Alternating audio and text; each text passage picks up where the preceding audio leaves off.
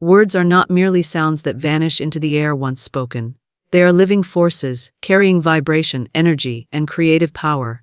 Every phrase you utter plants a seed in the invisible field of the universe, a field that hears and obeys without judgment. The words you speak do not disappear. They continue to work in silence, drawing to you the very essence of what you declared. This is why careless speech creates careless results, and why intentional words bring intentional blessings. The difference between a life of struggle and a life of flow is often hidden in the language one uses every single day. When you speak words of doubt, limitation, or fear, you are issuing commands to the universe just as surely as when you speak words of power and prosperity. The universe does not pause to ask whether you meant them or not. It simply mirrors them back to you through circumstances, people, and events. To say, "I cannot afford this," is not an observation. It is a decree that locks doors. To say, "Money flows to me with ease," is not wishful thinking. It is a command that sets unseen currents in motion. The weight of your word decides the shape of your world. To understand this truth is to step into a new level of responsibility. Words are seeds, and the harvest is inevitable. If you do not like the crop you are reaping, you must change the seed you are sowing. This requires awareness and discipline. It means no longer allowing casual complaints, negative jokes, or self-defeating phrases to roll off your tongue. Instead, every spoken word must carry the dignity of command, the authority of someone who knows their speech has creative power. This is not arrogance, it is alignment with the eternal law that life obeys the voice of conviction. When you declare, "The universe now sends me $80,000, you are not asking timidly for a possibility. You are issuing an order to the invisible that must find expression in the visible. The tone of your voice, the certainty of your heart, and the precision of your language all work together to charge that command with power. It is not the amount of the money that matters, but the firmness of your decree. The universe is unlimited. It can deliver whatever you speak with authority. The question is whether you will dare to speak as a commander instead of as a beggar. Too often people approach the universe with the spirit of a beggar, asking timidly and hoping that something will be granted if they plead long enough. This posture carries within it the vibration of lack, the hidden message that what you desire is far away, withheld, or difficult to receive. Asking is born of uncertainty, and uncertainty is a signal that pushes your desire further from you. The truth is that the universe does not reward pleading. It answers only to authority, to the voice that knows its rightful inheritance. You are not meant to crawl before life, you are meant to stand upright and declare your good. When you beg, you imply that power lies outside of you. But when you declare, you recognize that power is within you. There is a vast difference between saying, "Please, may I have this," and saying, "This is mine now." The first is laced with hesitation, the second rings with certainty. The universe mirrors certainty because certainty is faith. Faith is the substance that turns the unseen into the seen. Begging delays, declaring delivers. Think of the language of kings, leaders, and creators. They do not whisper requests into the air, hoping someone might notice. They speak with clarity and command. The same principle applies when you are shaping your reality.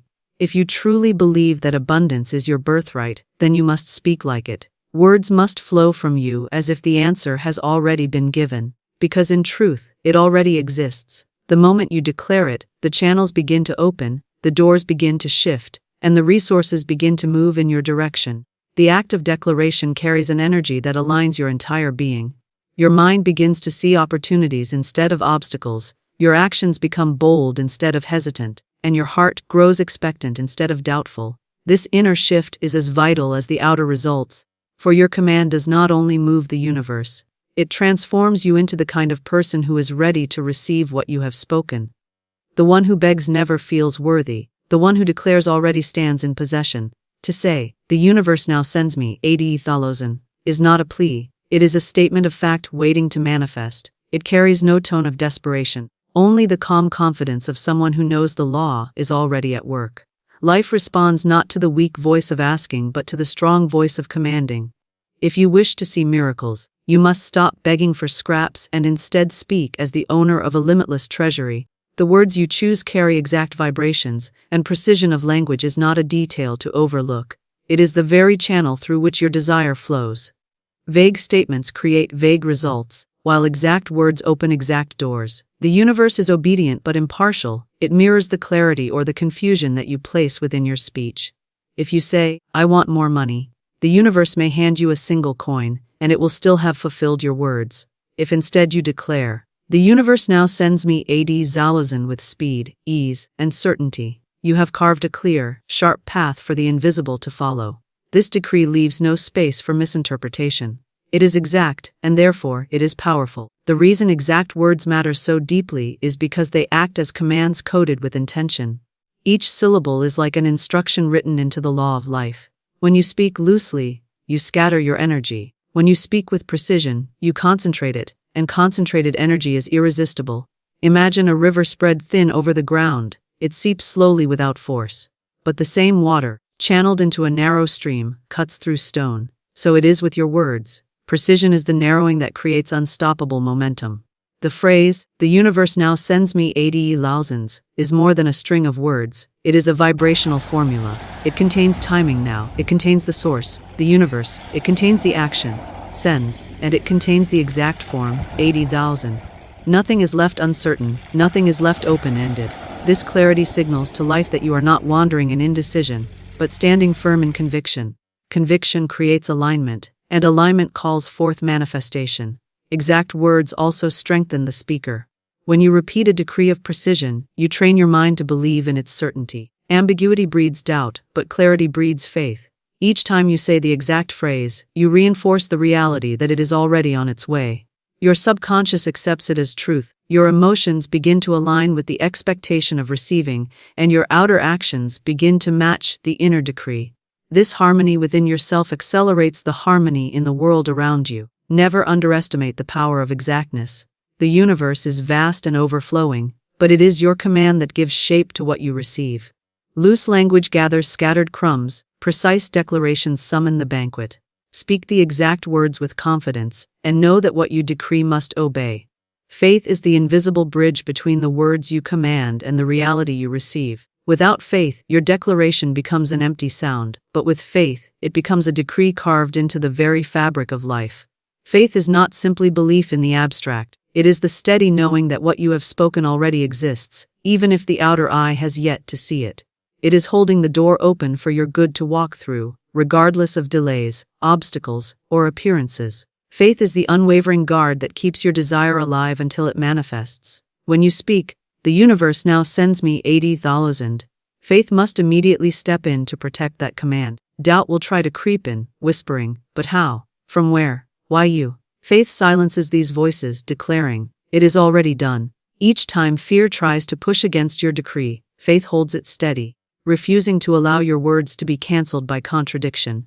You cannot plant a seed and then dig it up daily to check whether it has sprouted. You must trust the unseen work beneath the soil. So it is with your command. Faith is the patience that allows the invisible to complete its task. Faith also transforms the atmosphere within you. The one who doubts lives in tension, looking anxiously for evidence and finding only delay. The one who has faith relaxes, walks with assurance, and behaves as though the blessing is already in hand. This inner state is not a passive waiting, it is active alignment. You begin to see opportunities, meet people, and step into actions that flow naturally toward your desire.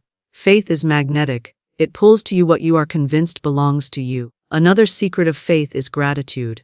When you give thanks before you see the result, you prove that you know it already exists. Gratitude is the language of faith, the sign that you are not waiting in uncertainty but celebrating in advance.